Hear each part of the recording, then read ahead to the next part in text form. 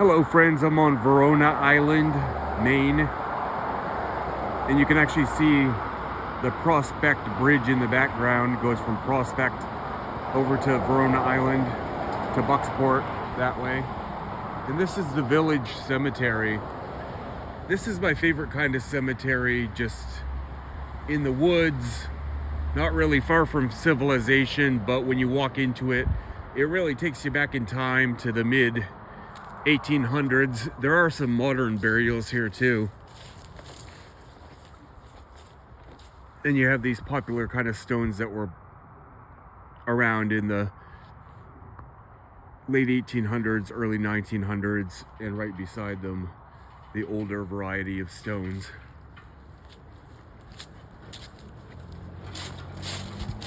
A lot of them are in pretty rough shape and fallen over, broken off their pedestals. You can tell the children's ones because they're a lot smaller than the adult ones.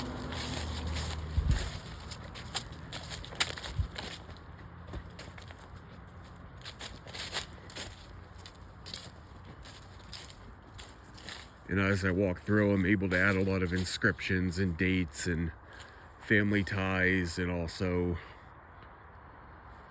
a few pictures where they were missing before. Over there you have some burials from actually the last decade or so, but for the most part it's a lot older. You have a lot of Civil War veterans in here too.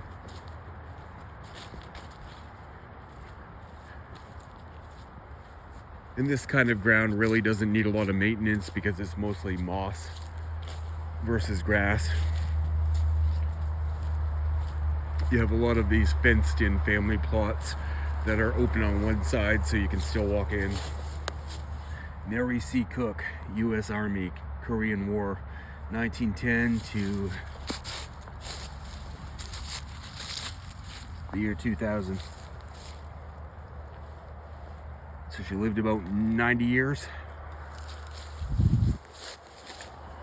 Right in the middle, the stone where they had burials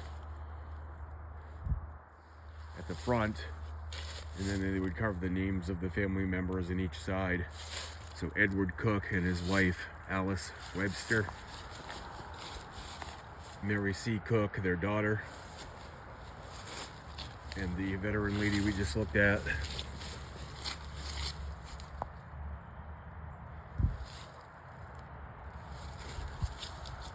And then Byron Webster and his wife Abby. I believe that's their daughter Laura.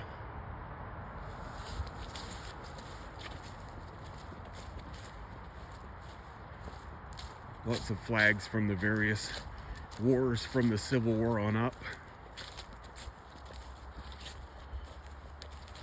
Fred Danforth, Private First Class, U.S. Army. He served in both World War I and II, which is pretty amazing. Whenever I see that, I think they had to be born at exactly the right time, the late 1800s usually. And sure enough, he was born 1897, he died 1975.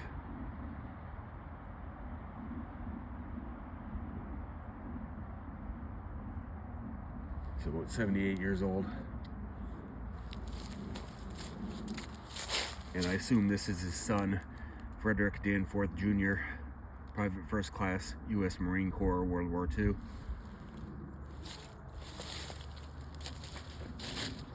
Right behind them, you have a Civil War veteran, Daniel Friend,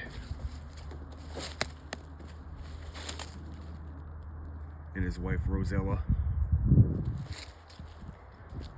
It's got the classic old New England rock walls in the back of the cemetery. Maybe some more buried in the woods there, but I haven't seen any stones. Looks kind of swampy back here.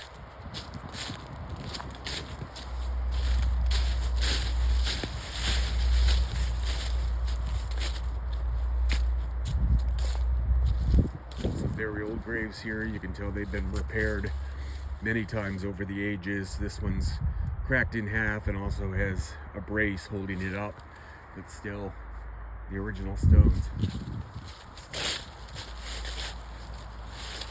This is the last section. I'm gonna have to come back a different day and try to make sure there's no missing information or photos on Find a Grave, but I did get pretty far. I was able to do 2/3 of it anyway tonight.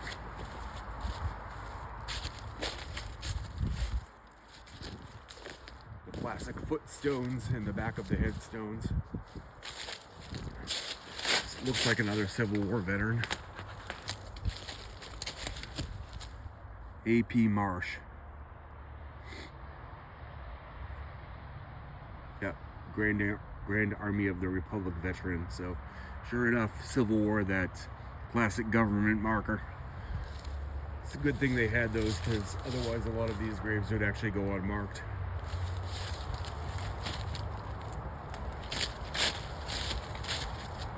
I had been wanting to check out this cemetery for quite a while.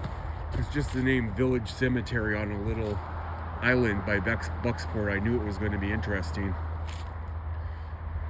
And I've actually passed it many times. I knew it was around here, but I figured it was down a side road.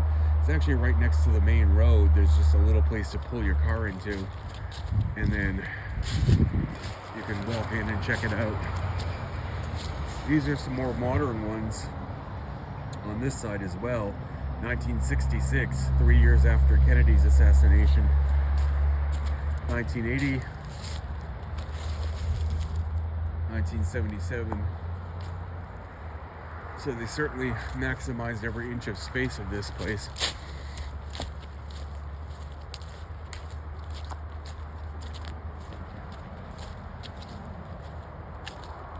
But it is getting chilly and darker, so I am going to have to do this section one more day, which I certainly don't mind.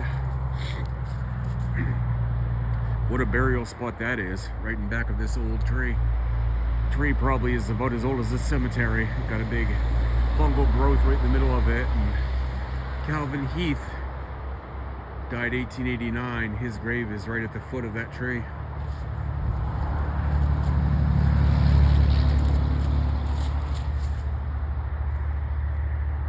S.N. Curtis, Company A, 4th Maine Infantry, another Civil War soldier.